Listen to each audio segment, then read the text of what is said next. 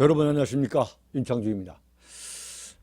오늘 문재인 씨가 신년 기자회견을 했습니다만 아마 거의 보지 않으셨을 거예요. 그러나 뭐 저는 직업적으로 이걸 봐야 되니까 유심히 봤습니다만 정말 구역질이 나서 참을 수 없다, 한마디로 그런 거죠. 기가 막힌 이야기가, 작년 이맘때 기자회견을 딱 한 번 하고서 이게 1년 만에 처음 한 거 아니에요. 그래서 이 소통하더니 왜 이게 기자회견을 하지 않느냐 그랬더니 그 문재인 씨가 아주 심각한 표정으로 뭐라고 얘기했냐면, 기자회견만 소통하는 게 아니지 않느냐, 현장에 다니는 것이 나는 소통이라 생각한다 이거예요. 현장 방문. 자기가 어느 대통령보다 현장을 많이 다녔기 때문에 자기가 가장 소통을 많이 하는 사람이라 이런 이야기를 하더라고요. 완전 정말 궤변의 달인이에요, 달인.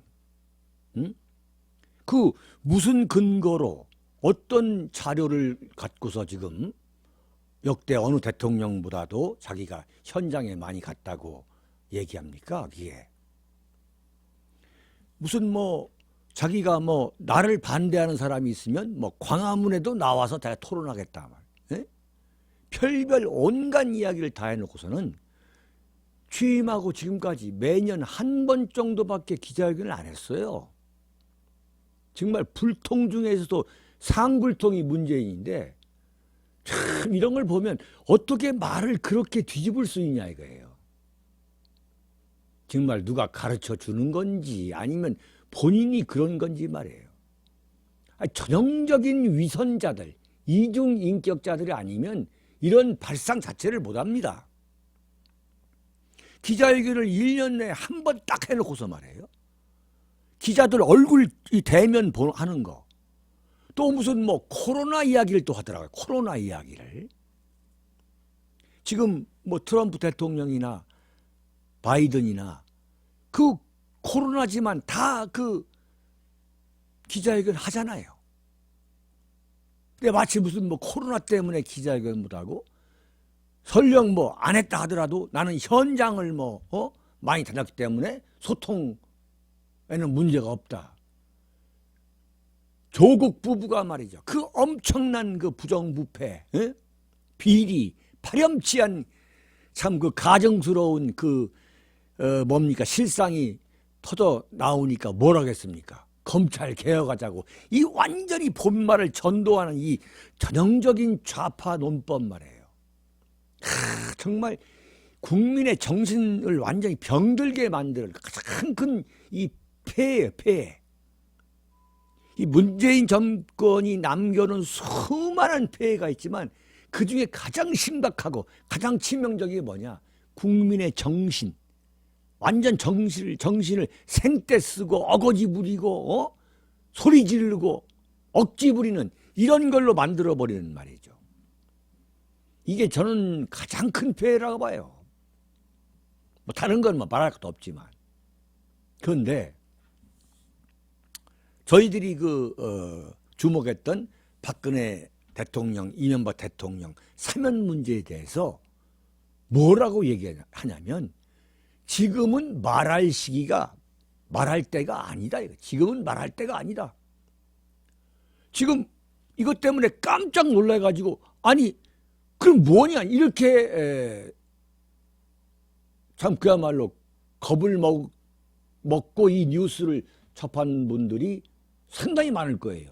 지금은 말할 때가 아니다 이게. 누가 말하라고 했냐 이게야. 자기네들이 말이야. 무슨 국민 화합을 위해서 사면을 건의하겠다. 이낙연 시켜가지고 그렇게 말한 거 아니에요. 이게 시킨 거 아니면 뭡니까 이게. 지금 다 명백하게 나오잖아요 이야기가. 이게 터져 나왔을 때 제가 제일 먼저, 대한민국에서 제일 먼저 얘기했잖아요. 이것은 문재인이가 자기가 지지도가 떨어지고, 그리고 이낙연 지지도 떨어지니까 문재인이와 이낙연이가 그럼 공동의 관심사가 뭐냐? 지지도를 높이는 거라 이거예요. 그래서 문재인의 의중이 됐거나 아니면 문재인의 의중을 잘 알고 있는 이낙연이가 문재인의 의중을 타진해가지고 내가 한번 이것을 에드벌룬을 띄워보겠습니다. 그래서 에드벌룬을 띄웠다 이거예요. 그랬더니 대깨문들이 난리치니까 대깨문들을 달래기 위해서 그야말로 국민 공감대가 있어야 되고 이명박 박근혜 대통령이 사과 반성문 써야 된다. 이렇게 지금 하는 과정 아니겠어요? 근데 오늘 신년 기자회견에서 뭐라고 얘기했냐? 지금은 말할 때가 아니다. 그럼 안 한다는 얘기야? 문재인 씨의 화법은 말이죠. 끝까지 다 들어봐야 됩니다. 아주 전형적인 위선자들의 이야기죠. 그러니까 A도 옳은 소리고 B도 옳은 소리고 그럼 결론은 뭐냐? 이거예요 지금. 오늘 문재인 씨의 이 사면에 관한 언급은 전형적으로 위선덩어리들. 아 그래 이 말도 맞고 지 말도 맞다 이게. 뭐라고 얘기하느냐?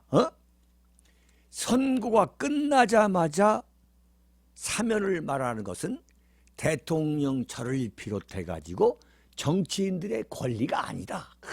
마치 자신은 말이지 이 소위 말하는 사법정의 대한민국의 이 사법 질서를 지키기 위해서 노력하는 대통령인 것처럼 얘기하는 거예요. 이 사면을 말할 수가 없다는 거예요. 그러면서 또 뭐라고 얘기하느냐? 두 전임 대통령이 나이도 그렇고 건강도 좋지 않아서 내가 걱정이 많다는 거예요. 아니 자기가 집어넣고서 감옥에 집어넣고서 나도 건강이 많습니다. 나도 걱정이 많습니다. 이러게. 도대체 이게 말이죠. 우리가 흔히 위선자, 이중 성격이라 하지만, 이중 인격자라는 말을 하지만, 나는 인권 변호사다 이거지. 에? 나는 인권 변호사다 이거. 두 전직 대통령께서 연세도 많으시고 그런 소리 할 것 같으면 80이 넘은 이명박 대통령, 80이 넘은 사람을 왜 감옥에 집어넣냐 이거예요. 1년 7개월 동안 털어가지고. 박근혜 대통령? 지금 이제 이른입니다, 이제. 이런 양반을 감옥에 집어넣고서 하는 얘기가, 연세도 많으시고, 건강도 좋지 않다는 소리가 있어가지고, 제가 아주 걱정이 많습니다. 아주 태연하게 말이죠. 정말, 속이 메스꺼워가지고. 네? 속이 메스꺼워가지고 어떻게 이런 위선적인 이야기를 할 수 있냐 이거예요. 참나 정말 기가 막혀가지고 그러면서 또 이게 뭔 소리인가 말이죠. 처음에는 말이에요. 지금 판결이 나온 지 얼마 안 됐는데 사면 얘기할 수 없는 거 아닙니까? 그게 무슨 정치인의 권리입니까? 대통령도 그렇게 못합니까? 했다가 또다시 이제 B 얘기를 하는 거야. 건강도 안 좋고 나 연세도 많으셔서 저도 걱정입니다. 이렇게 얘기하다가 또 다시 이제 A로 갑니다. 과거의 잘못을 인정하지 않고 말이야. 이 판결 결과를 받아들이지 않는 그렇게 하고 국민의 공감대가 없다 이거야. 그래서 국민이 도대체 용납할 수 없다 이거야. 국민들의 상식적으로 과거 반성도 하지 않고 재판 결과도 수긍하지 않고 말이죠. 이런 사람을 어떻게 사면하느냐? 그래서 이게 도대체 뭔 소리인가? 또다시 B로 가는 거 B로. A에서 가더니 이제 B로 가는 거예요. 또 뭐라고 하느냐? 다만 전임 대통령을 지지하셨던 국민도 많이 있고 그분들 가운데는 지금 상황에 대해 매우 아파하거나 안타까워하는 분들도 많을 것이다. 그런 국민의 아픔까지 다 아우르는 사면을 통해서 국민 화합을 이루자는 의견을 충분히 경청할 가치가 있다. 다 아우르자는 그런 의견은 충분히 검토할 가치가 있다는 거예요. 바꿔 말하면 이낙연의 손을 들어주는 거예요. 은근히 이낙연의 손을 들어주는 거예요. 자, 뻔한 거예요. 아, 이 이야기가 이 사면 이야기는 문재인하고 서로 짜고 치고 이낙연한테 시켜서 한 거라는 거구나라고 딱 꼬리가 잡히는 거죠. 그러면서 언젠가 적절한 시기가 되면 더 깊은 고민을 해야 할 때가 올 것이다. 이거 완전히 지금 시를 쓰고 있어. 시를 쓰고 있어요, 지금. 이게 뭐냐?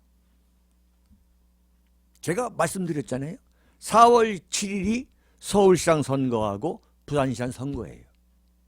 자, 4월 7일이 지금 3개월도 채 안 남았는데 2, 3, 4. 그 사이에 무슨 집값을 잡겠습니까? 무슨 뭘 하겠어요, 지금? 할 게 없는 거예요. 아무리 생각해도 이 국면 전환할 수 있는 그 카드는 사면뿐인 거예요. 근데 지금 말이죠.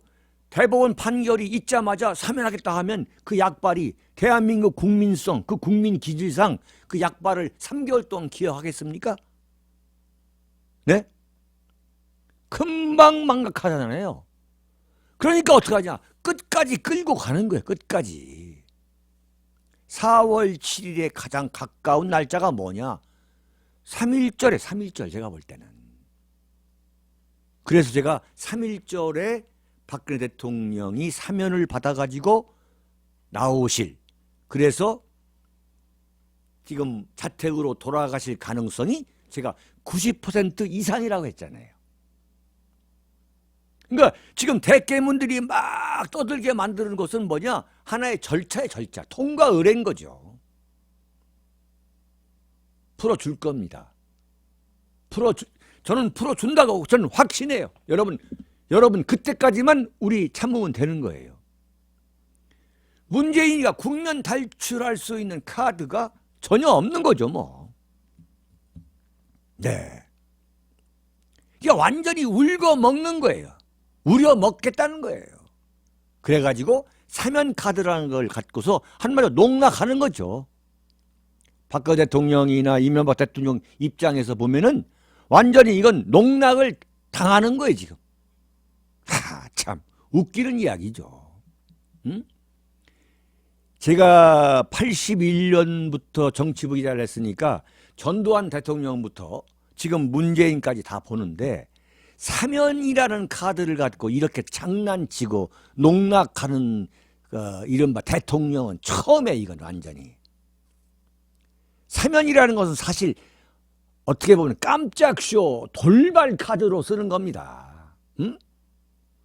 뭐 굳이 따지지 않고 전격적으로 해가지고 자 우리 다 과거 잊어버리고 국민 통합하자 이렇게 하는 카드인데 이걸 완전히 지금 우려먹고 있어요 지금. 문재인의 정치란 건 정말 이런 거예요. 정말 겉다르고 속다른 거. 기자가 물어봤어요. 윤석열 총장에 대해서 정치를 뭐 할 수 있다고 보느냐 없다고 보느냐 이렇게 이제 질문을 하니까 뭐라고 하냐면 윤석열 총장이 정치를 할 생각으로 지금 검찰총장을 하고 있다고 생각하지 않나라고 그랬어요.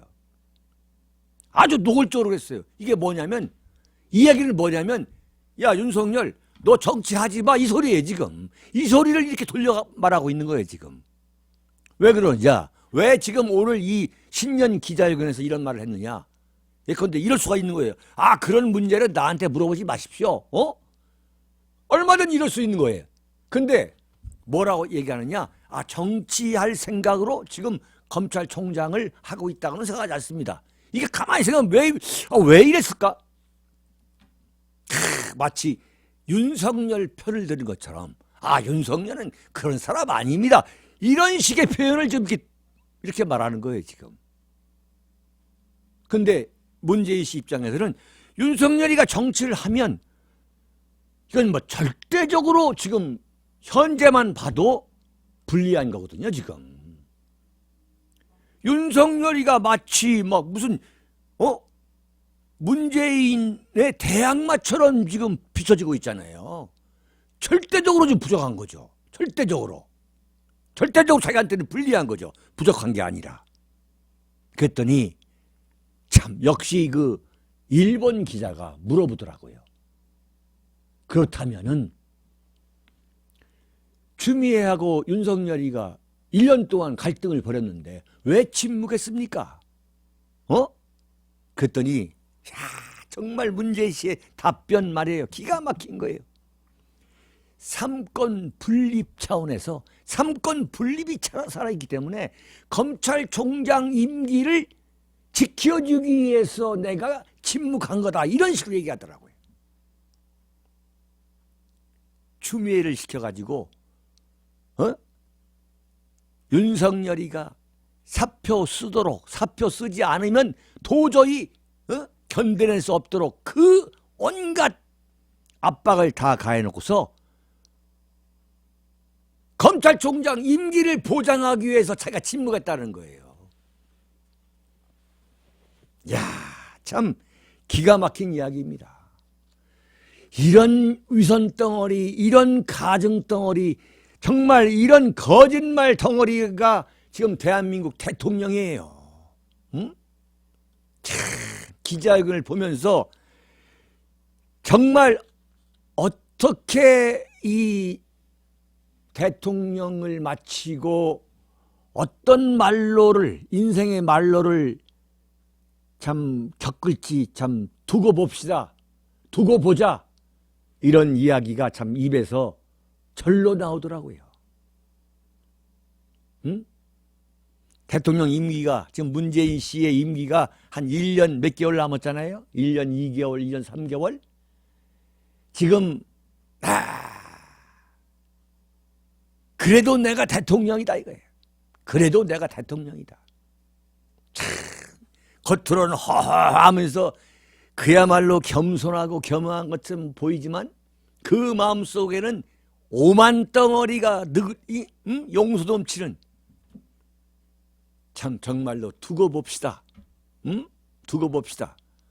역대 대통령들의 그 처참한 말로를 과연 문재인 씨가 겪게 될 건지 아니면 그보다 더한 참 불구덩이 속에 들어갈 건지. 우리 고영주 변호사님은 윤카세 TV 좌담에서 문재인 씨에게는 박근혜 대통령에게 그 대법원이 확정한 20년의 100배를 100배의 그러니까 2000년을 그 때려야만 된다고 그런 말씀을 하시더라고요. 참 두고 봅시다. 네, 여러분 이번 주 일요일이죠. 24일 오후 4시 윤창중 정치학교 비대면 윤창중 정치학교 제35차 윤창중 정치학교를 윤칼세 TV와 국가중심세력 총연합 시즌2입니다. 국가중심세력 총연합 공동주최로 열겠습니다. 여러분이 하셔야 될 일은 유튜브 윤칼세 TV를 켜놓고 24일 오후 4시를 기다리시면 되겠습니다. 네, 여러분의 자발적 구독료 그리고 도서 구매는 윤칼세 TV 운영에 결정적인 도움이 되겠습니다. 여러분 대단히 감사합니다.